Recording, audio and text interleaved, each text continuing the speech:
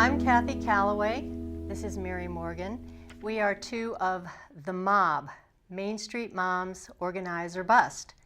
We are a nonpartisan citizen action organization that tries to secure a more viable future for our children through civic engagement, education, and bite-sized actions by moms everywhere, and honorary moms. You don't have to be a mother. We have worked since 2004 on election integrity with Get Out the Vote efforts and our own Poll Workers for Democracy campaign. We've tackled environmental issues from beyond plastics to promoting the launch of Marin Clean Energy, and also encouraging people to sign up for the deep green option of Marin Clean Energy. And also through hosting our Soup and Solutions events out in Point Reyes, where we inform and hopefully engage toward action our communities on environmental issues. For the last year, we have been working on educating and informing people to the fact that fracking is actually happening here in California, and alerting them to the dangers that we feel are inherent in the process. Mary, can you tell us about the bumper sticker you have on your car? Yes, as part of our educational campaign, Main Street Moms produced a bumper sticker that has our logo on it, and it says Moms Against Fracking. And recently I was at a gas station, and a young woman who was pumping gas behind me came up and said, "What's fracking and why are moms against it?" So you might think that fracking is something that many people know about, but many people also don't know about it. So very simply, fracking is a process used to enhance the extraction of oil and natural gas from the earth. And in California, we're talking about fracking primarily associated with oil. So once the oil well has been drilled, large amounts of water mixed with sand and toxic chemicals are injected under very high pressure deep into the earth to fracture the bedrock. So up here you can see a little drawing of this where here's the well and it's gone down into the shale. So once the bedrock is broken up through these little fractures in the shale, the oil that's trapped into these tiny little rivulets in the shale can then go into the well and up to the surface of the earth. Fracking is particularly effective in oil production in shale formation, where the nature of the rock has made it very difficult to extract the oil. Conventional oil drilling is simply a vertical well down into the earth. It hits a big reservoir of oil, and then you see that thing that's often you see in the movies where there's a big gusher. Well, in shale, the oil isn't in a big reservoir. It's trapped in tiny little crevices in the shale, and it's very hard to get out. So fracking is used to enhance that process by making those fissures larger. So the water goes into the rivulets, the sand keeps them open essentially, and once the water goes out or goes back up through the well, the oil then flows through. So an additional process that's used is that once you have the well going vertically down until it hits the shale, then there's a process called horizontal drilling. So instead of continuing vertically, it goes across through the layer of shale so that when the fracking actually occurs, it gets to fracture the bedrock in sort of a larger cross-section of the shale. Now, acidization is another technological innovation that actually may be more important than fracking when talking about extracting oil from the shale here in California. Acidization involves the injection of not just water and chemicals and sand, but actually sending very powerful and strong poisonous acid, either hydrofluoric acid or hydrochloric acid, down into the well. And it then goes out into these little crevices in the shale. And instead of just creating or enlarging the fissures, it actually dissolves the rock. So this process may release more oil from the shale than fracking. The Monterey Shale Formation is where it's predicted that most fracking will occur in California. And this shale formation, unlike the shale formations in other parts of the country, is quite complex from a geological point of view. There are many, and here you can see that here is what shale might look like in other parts of the country, where you have different, pretty parallel layers of different kinds of bedrock. Whereas here, as a result of millions of years of seismic activity in California, these layers are not so parallel. They go up and down, they twist and turn, and that's why the drilling becomes much more difficult and much more specialized here in California. And in fact, even people in the oil industry will say they have yet to, quote, break the code of how to really economically drill in the Monterey Shale. So that's a little bit, very simplistically and shorthand, about what fracking and acidization are about. So, but Kathy, are there any risks associated with this? Is fracking problematic? Well, we certainly think so. And I would like to address three of the main concerns I think we should all pay attention to. One is water, in terms of overconsumption and contamination of it. One is air and soil pollution. And then the third is earthquakes. So first off, water. Fracking requires a huge amount of water. And increasing the demand for water in California, how can this not be a problem? In Kern County, which is in Southern California, there's an average, they average about 8 barrels of water to produce 1 barrel of oil.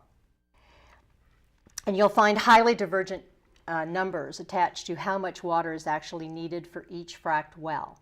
You can read 3 million gallons, you can read 6 million gallons, and depending on who you're listening to, whether it's the industry or environmentalists, the industry, when they refer to the oil industry, when they refer to fracking, they're talking about the initial well stimulation process, which is actually a fairly short period of time.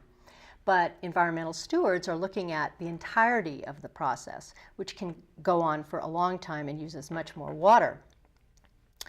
The environmental community has been so concerned about this water because water has always been a battleground in our state. People have fought over water ever since we started growing anything or doing oil wells. So can Californians really afford to use our limited water resources to continue to extract fossil fuels and thereby deny it to our whole agricultural industry? This is all produce from California. This is all actually organic produce. Or to deny those of us who actually like to drink water. Cheers. Cheers. There's more and more of us happening in California. So to deny agriculture and water drinkers this resource, I just think it's a very serious thing to consider. The contamination of the water is another issue. That 25% of the over 600 toxic chemicals that they are using in fracking are actually known to be carcinogenic. And the process itself also brings up to the surface toxic toxins that are naturally occurring within the earth, like lead, arsenic, even radioactive compounds. Now this fracked water, or what the industry likes to refer to as produced water, has to be dealt with. Sometimes it is injected back into the earth in injection wells. Sometimes it is dumped into open, lined pits, and unfortunately sometimes unlined pits. Sometimes it is transported through trucks to a water waste contamination treatment sort of site. But all of these options have been proven to be problematic. There are accidents, leaks, spills. Toxic chemicals have shown up in groundwater around fracking sites all over the country. And most of the water used in fracking cannot be reused or recycled at all. The water is permanently fouled. On to air and soil pollution. Now, the The San Joaquin Valley is our breadbasket, and for most of the country too. It is such a rich agricultural area, but it already has one of the highest air pollution rates in the country from a lot of agricultural use, granted. However, around the fracking sites that already exist, there have been increased levels of air pollution. And some of this also comes from this constant movement of heavy trucks on primarily rural roads that are adding pollutants like diesel particulate matter, benzene, and aliphatic hydrocarbons. And when the contaminated well water, if the wells can get contaminated, and has happened in California, this water is used to irrigate crops, which clearly will die. They have died. A whole almond orchard died. And the soil is damaged for a very, very long time.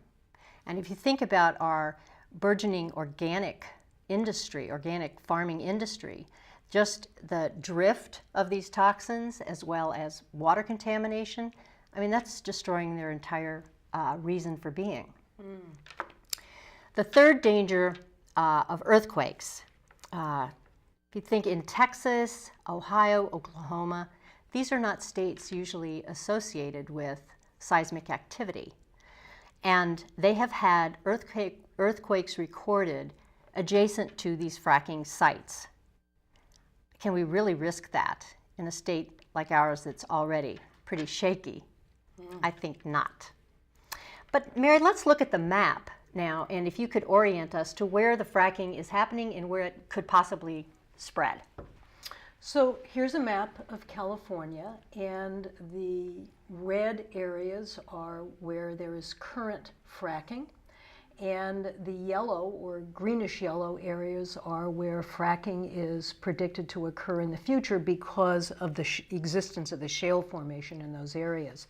So fracking has already been identified and documented in 10 or 11 counties in California. Up north in central, near an area called the Sutter Buttes, if you drive up 5 and toward Oregon, that's Colusa, Glenn, Sacramento, and Sutter counties. And there's a little bit of fracking up there for natural gas, actually. But where the bulk of it really is occurring for oil is down here in Southern California, in Los Angeles, Ventura, Kern County, and Kings County, and then going up here where you have Santa Barbara and then Monterey. It's important to note that it's not just onshore, but there's actually been reports, and the Coastal Commission is currently investigating fracking on offshore oil rigs off the coast of Los Angeles. Now the Monterey Shale, which is most of this area up in here, is about 1,700 square miles, and that's the area that the industry is really talking about now, about vastly increased oil exploration. And as you've indicated, and this bowl is a testament to, that's the area that includes some of the richest and most important agricultural land in California. I have a couple of questions. One is the offshore. Now, isn't it true that the Coastal Commission actually was completely unaware that these fracking episodes were occurring? You are completely correct. In fact, it was reports in the media, I believe through the Associated Press, coming out with documentation that there was fracking on these offshore rigs. And so the Coastal Commission was shocked because those waters are under their jurisdiction, and they had no idea that this was going on. And as all of us know who live near the coast, nothing happens on the coast without the purview and okay from the Coastal Commission. So they are actively engaged in investigating that now. And also, I know that most of what we're talking about is the oil extraction, although we do have some natural gas. And also, across the country, natural gas is a big deal, which concerns us as well as citizens of this country.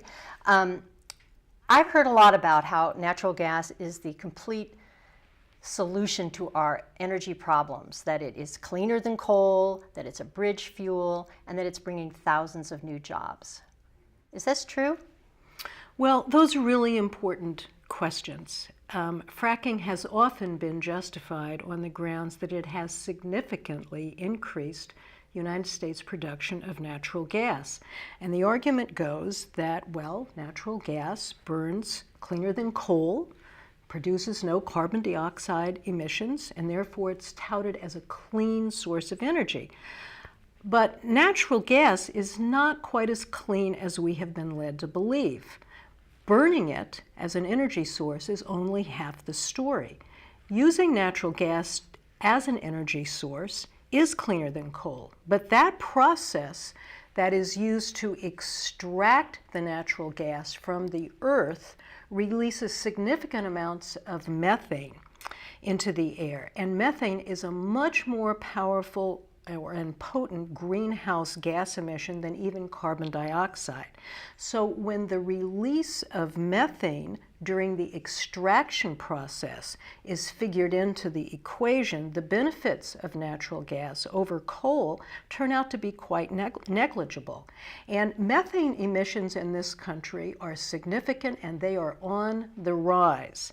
And in order to combat climate change, we not only have to deal with carbon dioxide, we have to deal with methane. And so dealing with the methane emissions during the extraction of oil and natural gas is very important.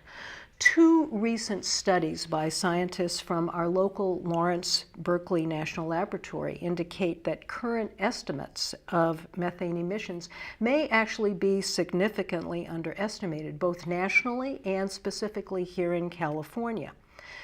These studies showed that methane emissions are 1 to almost 2 times higher than the current estimates of methane emissions by the California Air Resources Board.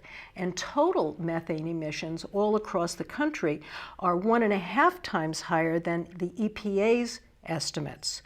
So these studies have concluded that oil and gas production are responsible for a large part of these emissions.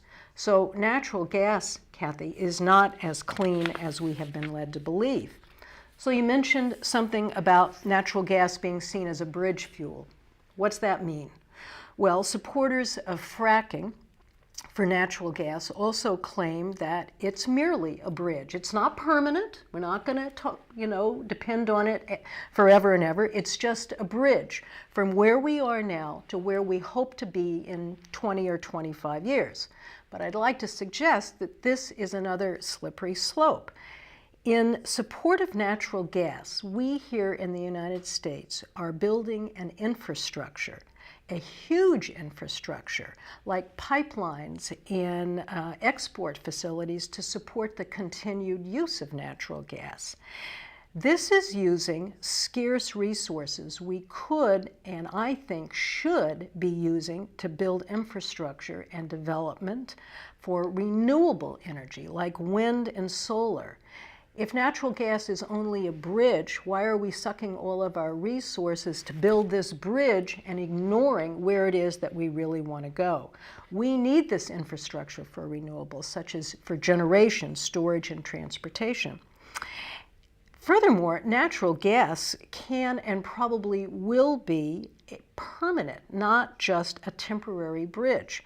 According to a report very recently released from Stanford, cheap natural gas is likely to displace not only coal, but also cleaner sources of energy like wind and solar, because at least at this point in time, wind and solar cost more to develop, store, transport than natural gas.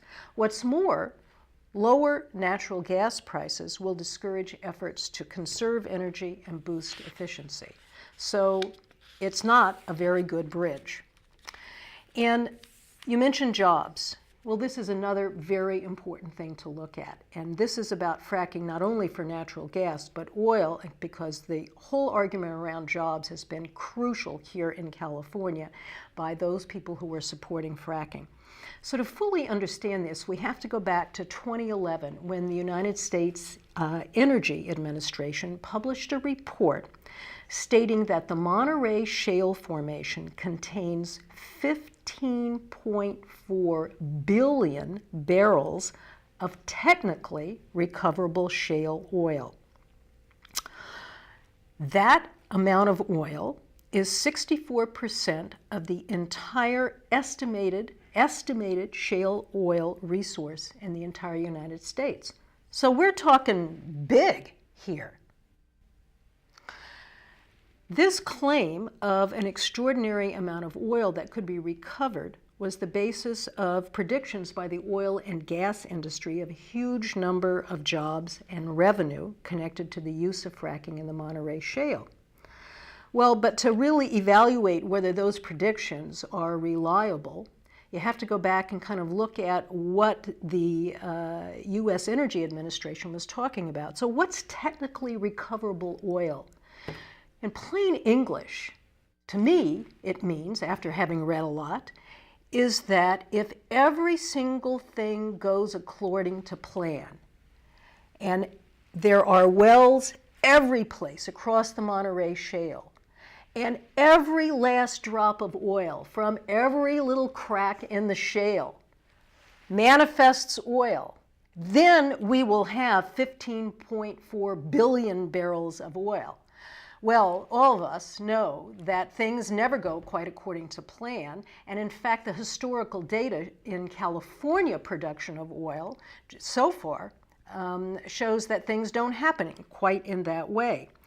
So, but based on those predictions, or that projection about the amount of oil, the predictions were that by 2020, oil production would provide $24.6 billion a year in additional tax revenue, and an additional 2.8 million jobs.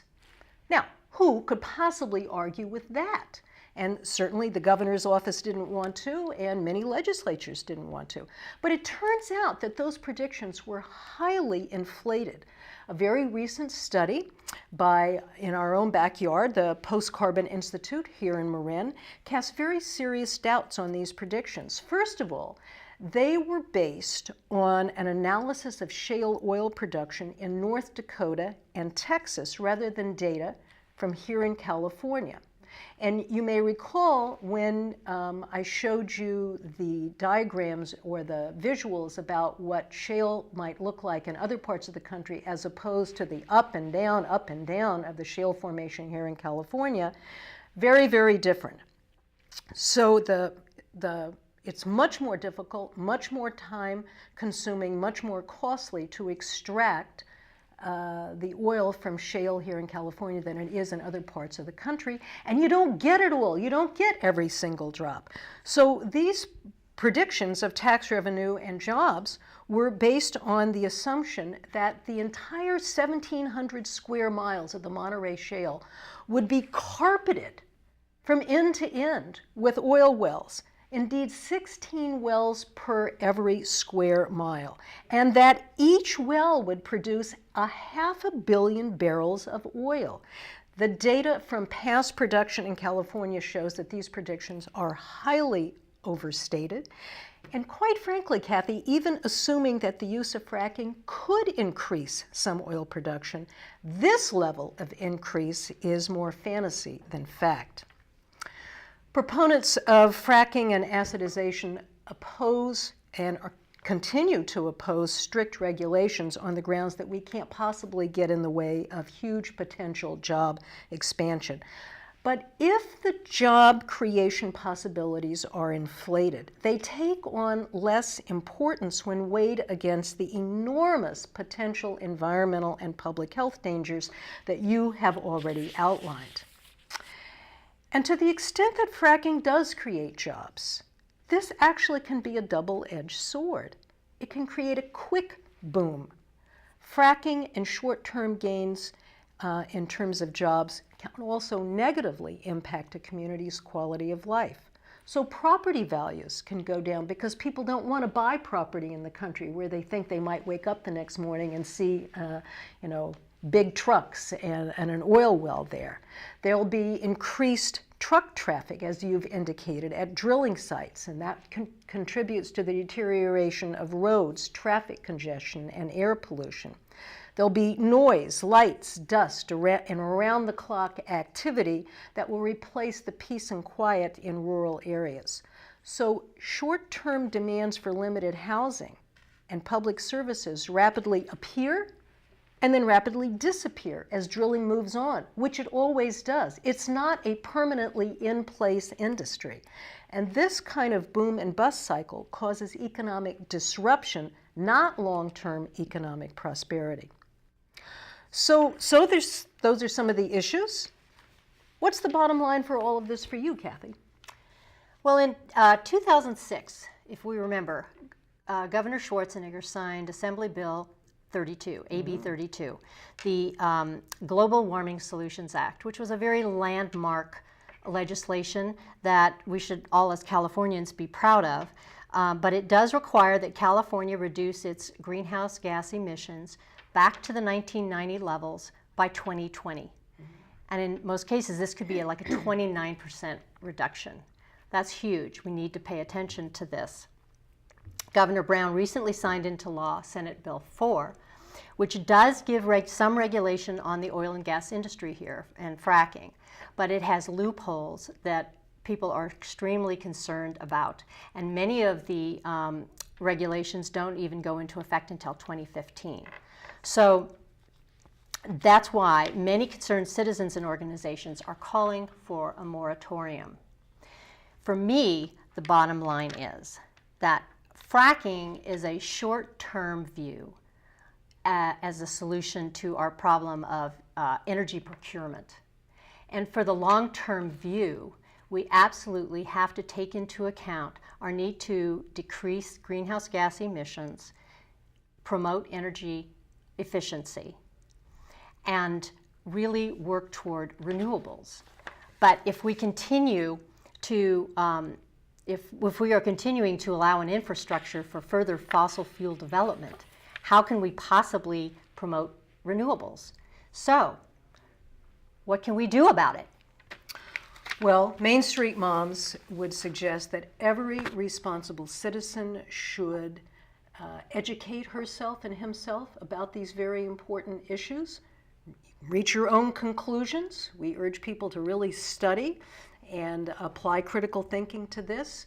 And then we would hope that as a responsible person, we would do just what you said, to really look at the short-term gains, potential gains, as well as losses, and then to call the governor. Here's the telephone number, 916-445-2841, and urge the governor's office to prohibit fracking in California. Thank you for taking part in this conversation with us. We appreciate it. Thank you.